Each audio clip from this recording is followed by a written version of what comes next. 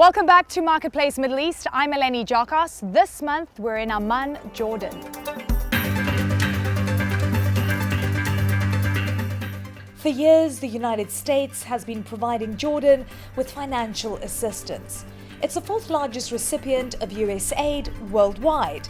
Earlier this year, President Trump froze its USAID contributions before reinstating it within 2 months.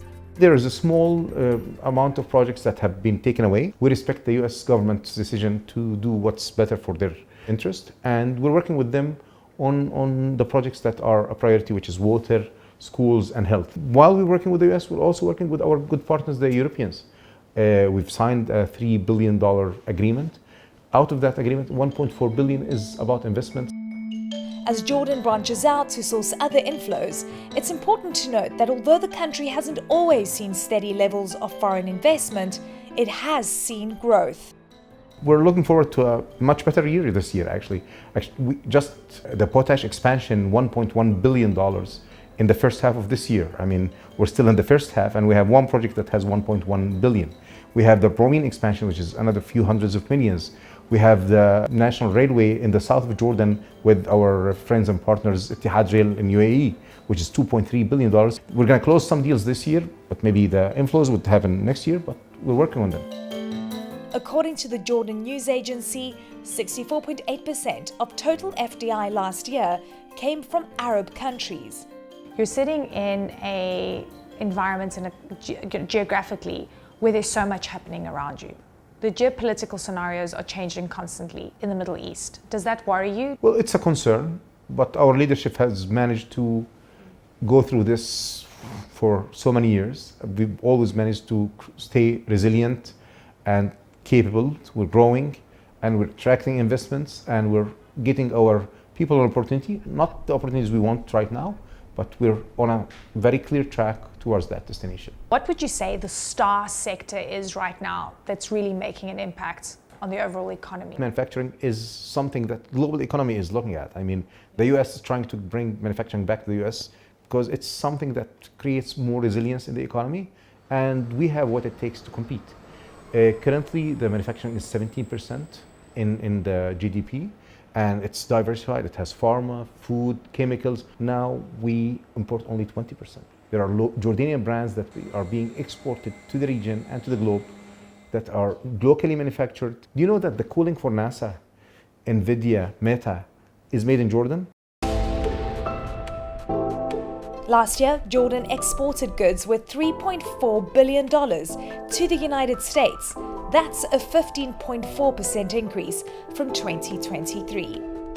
In fact, back in the mid-1990s, Jordan's own Hikma Pharmaceuticals became the first drug company in the Arab world to obtain FDA approval in the United States. I think the most important thing about Hikma is that how we have been instrumental in developing new norms of healthcare practices in this part of the world. We started in the MENA, but today MENA is only 1/3 of the group. Jordan actually in particular is 0.5% of our group in terms of sales. But we use Jordan as a base, it's our back office. Founded in Amman and now listed on the London Stock Exchange, Hikma Pharmaceuticals produces injectables and oral generic medicines for patients across North America, Europe, and the MENA region. I want to talk about all sort of diabetes-related drugs, you know, the weight loss issue, and that could be a real boon for you. That could be a real growth point for you. What's happening in terms of R&D, in terms of patents around that, and how excited are you about this specific sector? This is actually a growth trajectory market. We're looking at it. We have a couple of products on the pipeline. It's not going to be developed internally. We're talking to partners, global partners, and developing it simultaneously together. A generic version of this? Generic version. Some of them are even better than what's available. There are things that you can take once every 3 months or once every month instead of every week. Or you can take an oral product. This is a market that's growing. If you look at the global market, you see it's taking a big chunk of the market. Are you worried about the tariff confrontations that we're seeing globally? Is that going to affect your business in any way? In the US, our sales are around $2 billion, okay? 70% of our sales in the US are produced in the US. We're the only company, actually, if you look at it, between global companies, generic and non-generic, that has a footprint of 70% production in the US. This is a high number. And we're very proud of that. You know, when everybody was moving to India and to China, we were going to the US, and everybody was telling us, are you crazy? I mean, who goes to the US? It's the most expensive market to manufacture. And we always say, no, we want the highest standard, we want to be on the forefront, and this is why we invested in the US.